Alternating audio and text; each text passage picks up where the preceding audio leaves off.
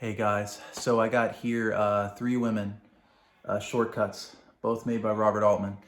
And it's been a little bit, so I apologize for that. Things have been crazy around here, so hopefully to get into these movies real quick. So um, it's really hard to talk about these two movies, and I don't know why. Usually a movie I can break down and, okay, like I could think of casting, I could think of whatever, but for Altman in particular, and I have watched only two movies from him, and that was I totally forgot the movies. I'm sorry. Yeah, McCabe and Mrs. Miller, these two, and The Long Goodbye. And the more that I think about his movies and such, I somehow think that it is more field than the actual characters themselves, although they are fun to break down. I think that the whole piece, most of the piece of the pie with Altman's films is the sort of feel to it, and that's really hard for me to explain. I could sit here and tell you, oh, I'm supposed to be joyous watching this, I'm supposed to be meditative thinking of this, but it's just very hard to break these down in terms of his movies. And I can try to describe it the best way that I can right now. So, Three Women, made 1977 under the Fox studio. I believe it was his first film with Fox. Obviously influenced by Ingmar Bergman's Persona, although Altman really didn't admit to it, but he did cast Bibi Andersson in Quintet in 1980. And you can see here, you can see Shelley Duvall cradling Sissy Spacek by the head with no eyebrows. Who's that going to remind you of, you know? And it might be a coincidence, but at the same time, it's it's very stated where its influence comes from. But this is a very different film experience, and I'll explain the plot as follows. So, Pinky Rose, played by Sissy Spacek, is in Altman's words in the commentary here on this Criterion Blu-ray. Dropped off the face of the earth, and she is able to view Millie Lamoureux, played by Shelley Duvall, working at a rehabilitation center. They eventually become roommates, and they live in this apartment complex who is owned, I believe, is owned by a man named Edgar, and I believe his wife, Willie, who is played by Janice Rule. So these three women sort of intersect in between the movie. They do weird stuff in it. It's a very quiet movie. It's a loud movie. It's everything in between. The best way that I can describe this is obviously that there's like the themes of identity and such within this movie, but it's a film experience in a way that it's hard to describe, and it was made to be so. Altman states on the commentary, this is supposed to be an impressionistic movie. It's not supposed to have like sort of a literal interpretation to it, especially near the end where you may vary on that. But I think the reason why this movie is so unique is two things. One, the acting, which I think that Shelley Duvall did a wonderful, wonderful job as Millie Lamoureux in this movie. She won the 1977 Best Actress at Cannes, deservedly so, because she was Shelley Duvall in this movie. She says she was from Houston, which I believe Shelley Duvall was originally. The tuna melt recipes that she gives out, there's some like sort of wholesome, like, and she's sort of like the blanket of this movie, that she's the most complex out of the characters. But not only that, she's also just a very, just a very warm person. And I think I really like that about her character. The other two characters with Willie and, Pinky, they're kind of like, kind of cut off, kind of cut off from reality, whereas Millie Lamoureux is the most human out of all of them. So that's why I think I really enjoyed that. So, when we get into the nuts and bolts of this movie, there is a lot of chaos happening within. Willie has this sort of, she is pregnant with a boy by Edgar, who she has a lot of conflicted feelings with being pregnant by this man who no longer loves her. That he constantly has an adulterous affair with Millie, who is also, I forgot to mention, is a complete outcast, just like the other two women in here. And that's the link that they sort of had, like this common thread that they have is just they're all outsiders in their own world, right? So the reason why I won't mention the ending or anything like that, there is a scene that I will mention that is sort of this picture where I'll try to describe it, is this wave, and it's sort of gives the thread that these three women are somehow interconnected, and we don't know why specifically. Like I said, there's various interpretations, analysis, and such. My theory is that these three women are all different in some way.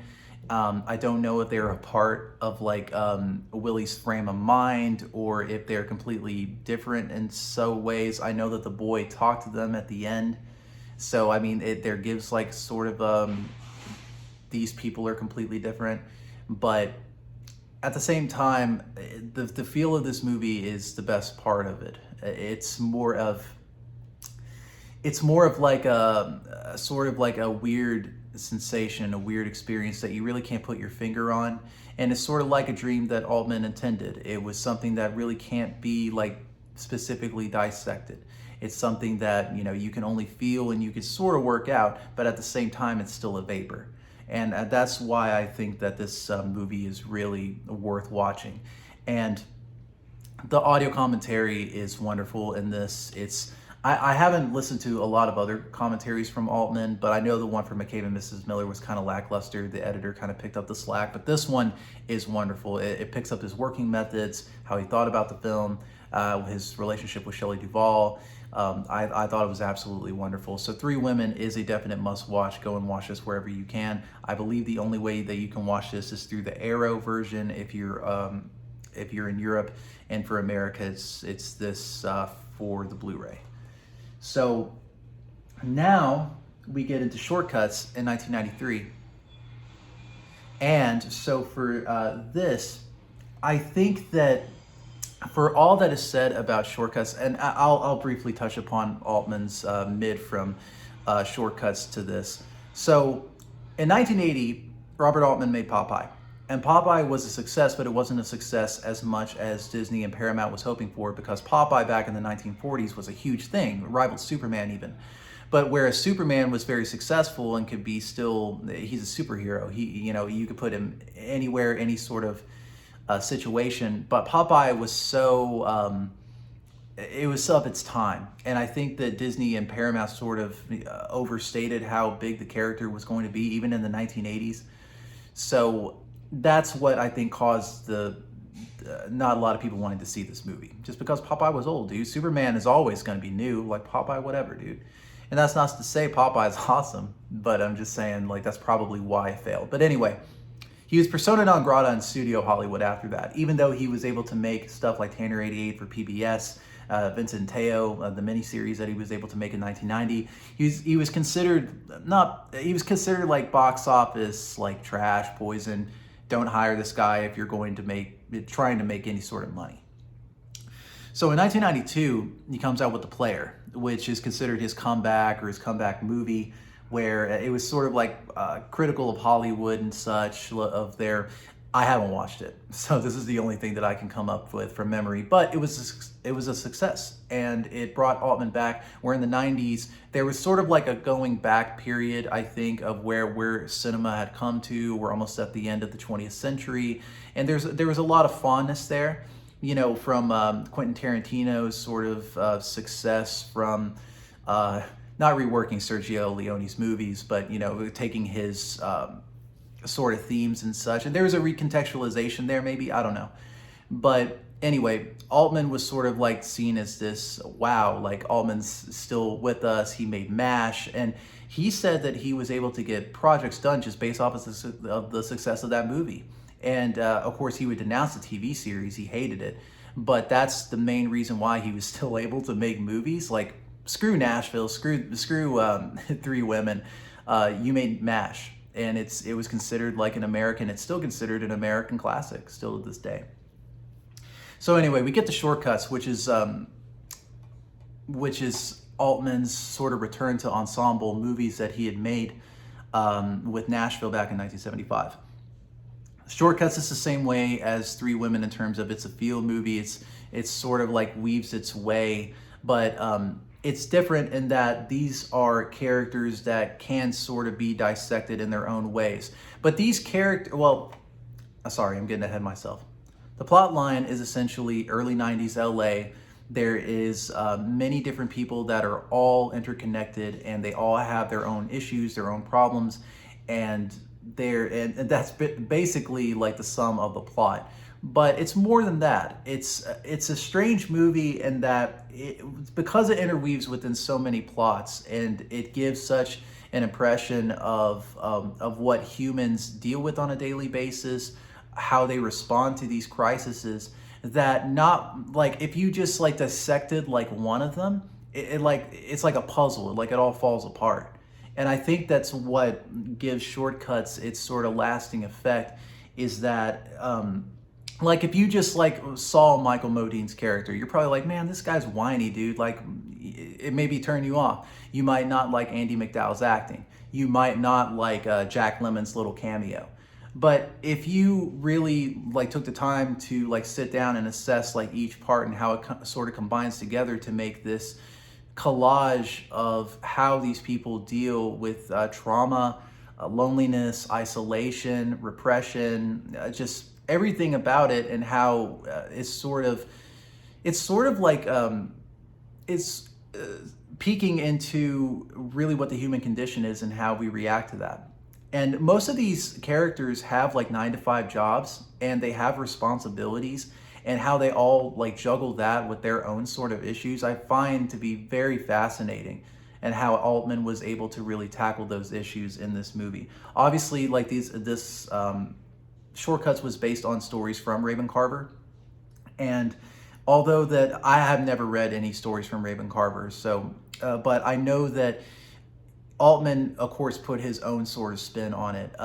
And with that being said, I think that this is a wonderful sort of look into those lives, and their own life's own peculiarities, its own complex emotions and such. Like I said, it's very hard to talk about this movie. It's definitely one that it's my favorite Robert Altman movie. Like if this, and Robert Altman has made so many movies and so many different types of, he would call it paintings or pictures and such. Like I said, he's not really interested in mainly like plot specifically, but like how it all comes to like, you know, just a complete picture, right? That's what he states multiple times throughout these commentaries and such that I've at least been watching and listening to. So for this one in particular, I think that it's the embodiment of what Altman represented, and that he was sort of a big humanist, and he can be pessimistic like with McCabe and Mrs. Miller, but the good side I think comes out with Shortcuts for me, and I think it's a wonderful movie. I think that the only way that you can get this is through buying the Criterion Blu-ray, but you won't be disappointed. It's an absolutely great movie. If I had to pick out like the great acting in this, obviously Robert Downey Jr. as the makeup artist as Iron Man. Tom Waits, I think, did a decent job as the husband with Lily Tomlin. I think Fred Ward did a great job with as dealing with Anne Archer's character. I'm trying to think. There's Chris Penn, who just goes through like this sexual repression and not feeling like he's really worth anything to his wife, and unfortunately that comes out to a bad end. There's also, I actually really like the Jack Lemmon cameo or what have you, because it was such a heartbreaking scene, really, and he did it very, very well. There's also Huey Lewis. He's in this for some reason. And Andy McDowell, I think, did a great job as well. So I think that, but that's the problem, is that like picking out these actors and what they did, to me, is kind of like undercutting the movie in a way. Like I said, it all comes to one piece of the heart, and that's what Altman intended with this movie.